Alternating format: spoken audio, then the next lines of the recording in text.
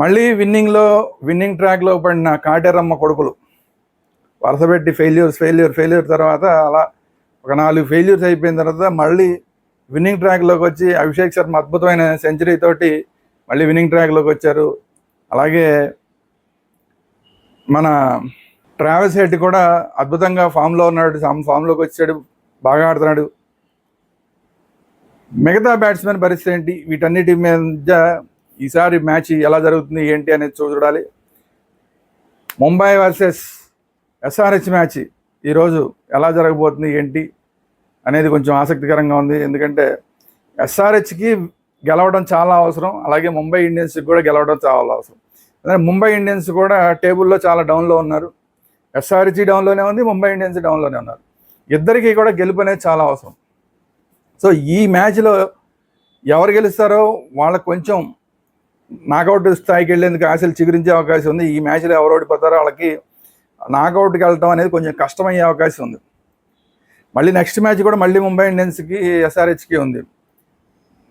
కాబట్టి ఈ 2 మ్యాచ్ల్లో ఏం జరుగుతాయనేది ముంబై ఇండియన్స్ నాకౌట్కి వెళ్తుంది, ఎస్ఆర్హెచ్ నాకౌట్కి వెళ్తుంది. ఈ రెండిట్లో ఏదో ఒకటి నాకౌట్కి వెళ్ళే అవకాశం ఉంది. ఒకటి మాత్రం కొంచెం నాకౌట్ నుంచి కిందకు వచ్చేసే అవకాశం ఉంది. చూద్దాం ఏం జరుగుతుందో. ఈ మ్యాచ్ గురించి మాట్లాడుకునే ముందు దిస్ ఇస్ త్వరగా శ్రీరామ్.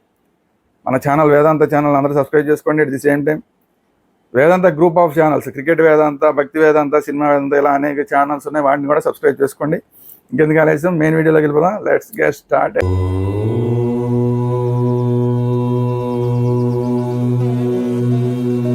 సో కాటేరమ్మ కొడుకులు లైన్లో పడ్డారు. మళ్ళా ఓపెనింగ్ ఎప్పుడైనా సరే ఎస్ఆర్హెచ్కి సంబంధించినంత వరకు ఓపెనర్స్ ఇద్దరు బాగా ఆడితే ఆ రోజు ఆ మ్యాచ్లో బాగా ఆడుతున్నారు, మిగతా అందరూ బాగా ఆడుతున్నారు. ఓపెనింగ్ మంచి భాగస్వామ్యం రాకపోతే మాత్రం మొత్తం టీం అంతా దెబ్బతింటున్నారు. సో మరి ఈరోజు ఏం జరుగుతుంది ముంబై ఇండియన్స్ మీద? Abhishek Sharma, travels head fire అవుతారా అవరా అన్న దాని మీద మరి ఎస్ఆర్హెచ్ గెలుపుకోవడంలో ఆధారపడి ఉంటాయి ఏంటనేది చూడాలి. మిగతా వాళ్ళందరూ సోసోగానే ఆడుతున్నారు. ఇషాన్ కిషన్ ఒక సెంచరీ కొట్టాడు, తర్వాత నుంచి మళ్ళీ అతను కూడా చెప్పబడిపోయాడు. నితీష్ కుమార్ రెడ్డి అయితే అసలు అన్నీ ఏదో స్లోగా ఆడుతున్నాడు, బాగా స్లోగా ఆడుతున్నాడు. 20, 30 అక్కడ దాకా వచ్చి ఆగిపోతున్నాడు. అవి కూడా చాలా స్లోగా కొడుతున్నాడు. సో వన్ డే మ్యాచ్ లాగా ఆడుతున్నాడు తప్ప ఎక్కడ T20 మ్యాచ్ లాగా ఆడట్లేదు నితీష్ కుమార్ రెడ్డి. అనికేత్ వర్మ ఈసారి ఏం చేస్తాడు ఈ మ్యాచ్లో? ఇప్పుడు దాకా క్లాసెన్ నుంచి మంచి అద్భుతమైన ఇన్నింగ్స్ రాలా. ఈ మ్యాచ్లో ఏమైనా అద్భుతమైన ఇన్నింగ్స్ ఏమైనా వస్తుందా? ఎందుకంటే ముంబైలో వాంఖడే స్టేడియంలో జరుగుతుంది. వాంఖడే స్టేడియం కూడా చిన్న స్టేడియం కాబట్టి సిక్సర్లు విపరీతంగా వస్తాయనేది అందరికీ తెలిసిన విషయమే. కాకపోతే క్యాప్టెన్సీ విషయంలో కమిన్స్ బాగా తడబాటు కనబడుతుంది. బౌలర్లని సెలెక్ట్ చేసుకోవడంలో తడబడుతున్నాడు. బౌలర్ని సెలెక్ట్ చేసుకున్న తర్వాత వాళ్ళకి బౌలింగ్ డిస్ట్రిబ్యూట్ చేయడంలో కూడా కొంచెం తడబడుతున్నట్టుగా కనబడుతుంది. సో కమిన్స్ క్యాప్టెన్సీ మాత్రం not up to the mark. Batsmen కొడితే కనుక ఆ రోజు మ్యాచ్లో గెలుస్తున్నాం తప్ప కమిన్స్ క్యాప్టెన్సీ వల్ల గెలుస్తున్నాం అనడానికి లేకుండా అయిపోయింది ఎస్ఆర్హెచ్ పరిస్థితి. ఇలాగే ఇంకొక 2 మ్యాచ్లు కనుక జరిగితే అసలు నెక్స్ట్ సీజన్కి కమిన్స్ని క్యాప్టెన్గా ఉంచాలా వద్దా అనేది కూడా ఆలోచించాల్సిన పరిస్థితి వస్తుందేమో కూడా డౌటే. చూద్దాం మరి కమిన్స్ క్యాప్టెన్సీ విషయంలో ఏమన్నా రికవర్ అవుతాడా, మళ్ళీ ఫామ్లోకి వస్తాడా ఏంటి అనేది చూడాలి. At the same time Mumbai ఇండియన్స్కి కూడా చాలా ప్రాబ్లమ్స్ ఉన్నాయి. ముంబై ఇండియన్స్ కూడా పాయింట్స్ టేబుల్లో డౌన్లోనే ఉన్నారు. అనుకున్నన్ని విజయాలు రాలేదు. తిలక్ వర్మ కొట్టినా కూడా కొన్నిసార్లు మొన్న మ్యాచ్లో ఒకసారి గెలిచారు, కానీ తిలక్ వర్మ కొట్టినా కూడా గెలవలేకపోతున్నారు. మేజర్ విషయం ఏంటంటే ఓపెనర్స్ ఇద్దరు కూడా సరిగ్గా భాగస్వామ్యాన్ని ఇవ్వలేకపోవడం. సేమ్ అక్కడ కూడా అదే ప్రాబ్లం. రోహిత్ శర్మ ఫెయిల్ అవ్వడం, కంటిన్యూస్గా ఫెయిల్ అవుతూనే ఉన్నాడు. ఒక్క మ్యాచ్ కూడా సరిగా ఆడాలి ఇప్పటిదాకా. ఒక్క మ్యాచ్ కూడా సరిగా ఆడాలి. మరి రోహిత్ శర్మ మన వాళ్ళ ఎస్ఆర్హెచ్కి ఉన్న ఇదేంటంటే ఫామ్లో లేని వాళ్ళని ఫామ్లో తీసుకురావడం ఇండియా టీంకి అలవాటు, అలాగే ఎస్ఆర్హెచ్ టీంకి కూడా అలవాటు. అలాగే ఈసారి ఎస్ఆర్హెచ్ టీం ఏమన్నా రోహిత్ శర్మని కనుక ఫామ్లో తీసుకొస్తే ఎస్ఆర్హెచ్ చేతులారా ఓటమిని కొని తెచ్చుకున్నట్టే అవుతుందేమో. సో రోహిత్ శర్మ మీద ముంబై టీం అనేది ఇప్పుడు ఆధారపడి ఉంది. ఎందుకంటే ఎక్కడా కూడా విన్ అవ్వట్లేదు, చాలా కష్టపడాల్సి వస్తుంది. విన్ అవ్వాలంటే కూడా చాలా కష్టపడాల్సి వస్తుంది. సో రోహిత్ శర్మ కనుక ఒకసారి ఫైర్ అయ్యాడంటే మాత్రం ఆ రోజు ముంబై ఇండియన్స్ గెలవడం అనేది ఖాయమే. మరి ఈరోజు రోహిత్ శర్మ ఫైర్ అవుతాడా అవడా?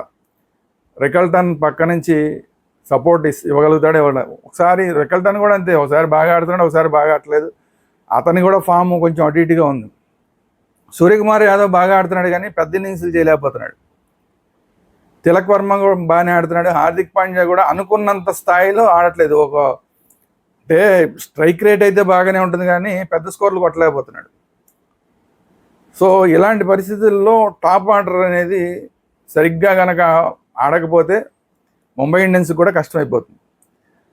బౌలర్లు ఆ టీంలో మంచి బౌలర్లు ఉన్నారు, ముంబై టీంలో మంచి బౌలింగ్ కూడా బాగా వేస్తున్నారు. కొత్తగా వచ్చిన ఫాస్ట్ బౌలర్లు కూడా బాగా వేస్తున్నారు, కొత్తగా వచ్చిన స్పిన్నర్ కూడా బాగా వేస్తున్నాడు, విఘ్నేష్ పుత్ర కూడా బాగా వేస్తున్నాడు. అలాగే మొత్తం అందరూ బౌలింగ్ డిపార్ట్మెంట్ కూడా బాగానే ఉంది కానీ బ్యాటింగ్లోనే ఫెయిల్యూర్. అక్కడైనా ఇక్కడైతే అసలు ఎస్ఆర్హెచ్కి అయితే బౌలింగ్ డిపార్ట్మెంట్ అనేది అసలు యూస్లెస్ అయిపోయింది. అసలు ఏదో ఇవ్వడమే 250, 260, 240 ఎంత అంటే అంత ఇచ్చేయడమే. అసలు మెయిన్ బౌలర్గా ఉన్న మహమ్మద్ షమి చాలా ఘోరాతి ఘోరంగా వేస్తున్నాడు. అతని మీదే ఆశలు పెట్టుకుంటే అతని దగ్గర నుంచి వికెట్లు రావట్లేదు, రన్స్ కూడా విపరీతంగా ఇస్తున్నాడు. అసలు ఇతనికి 10 కోట్లు అవసరమా అన్నది మొదటి నుంచి అందరూ వ్యక్తం చేస్తున్నదే. ఇప్పుడు అదే అతను ప్రూవ్ చేసుకుంటున్నాడు. ఇతనికి 10 కోట్లు పెట్టడం అనేది వేస్ట్ అనేది అతను ప్రూవ్ చేసుకుంటున్నాడు మహమ్మద్ షమి. ఈ ఐపీఎల్ తర్వాత అసలు ఆల్మోస్ట్ ఇంకా అతని క్రికెట్ కెరీర్ కూడా ఎండ్కి వచ్చేసే అవకాశాలే ఎక్కువ ఉన్నాయి. ఎందుకంటే ఇండియా టీంకి ఈ బౌలింగ్ పెర్ఫార్మెన్స్ని చూసిన తర్వాత ఐపీఎల్లో అసలు మహమ్మద్ షమీని ఇండియా టీంకి తీసుకోవడం అనేది ఆల్మోస్ట్ ఇంపాసిబుల్, ఏదైనా అక్కడ పెద్ద పెద్ద రికమెండేషన్ ఉంటే తప్ప. సో ఎనీవే, ఆ మహమ్మద్ షమీ విషయం పక్కన పెడితే ఎస్ఆర్హెచ్కి బౌలింగ్ అనేది ఎప్పుడూ వీక్గానే ఉంది. బ్యాటింగ్ కూడా దానితోటి వీక్గా అయిపోతే మాత్రం మొత్తం ఓడిపోతున్నారు. బ్యాటింగ్ మీదే ఆధారపడింది ఎస్ఆర్హెచ్. కానీ ముంబై ఇండియన్స్కి బౌలింగ్ విభాగం పటిష్టంగా ఉంది. బ్యాటింగ్లో కొంతమంది ఆడుతున్నారు, కొంతమంది ఆడట్లేదు. సరిపడా అవసరమైన రన్ రేటు, స్ట్రైక్ రేటు ఉండట్లేదు. సో ఆ రెండింటినీ సరైన స్ట్రైక్ రేటు తోటి బ్యాటింగ్ చేయడం, ఎప్పటికప్పుడు ప్రతి ఓవర్కి రన్ రేట్ మెయింటైన్ చేయడం, అన్నిటికన్నా ముఖ్యంగా రోహిత్ శర్మ పెద్ద స్కోర్ కొట్టడం, ఇవి జరిగితే మాత్రం ముంబై ఇండియన్స్ గెలుస్తుంది. లేదంటే కనుక ఎస్ఆర్హెచ్కే విజయ అవకాశాలు ఎక్కువ ఉండే అవకాశం ఉంది. చూద్దాం మరి ఈ మ్యాచ్ ఏం జరుగుతుందో ఏంటో చూద్దాం. ఇది ఈరోజు వీడియో. ఈ వీడియో కనుక మీకు నచ్చినట్టు లైక్ చేయండి, మీ అభిప్రాయాలు ఏంటనేది కామెంట్ రూపంలో తెలియజేయండి. అలాగే ఈ వీడియోని అందరికీ షేర్ చేయండి. మన ఛానల్ వేదాంత ఛానల్, క్రికెట్ వేదాంత ఛానల్, సినిమా వేదాంత ఛానల్, జీకే వేదాంత, ఇలా గ్రూప్ ఆఫ్ ఛానల్స్ ఉన్నాయి. వాటి అన్నింటినీ కూడా సబ్స్క్రైబ్ చేసుకోండి. Thank you very much. జై హింద్.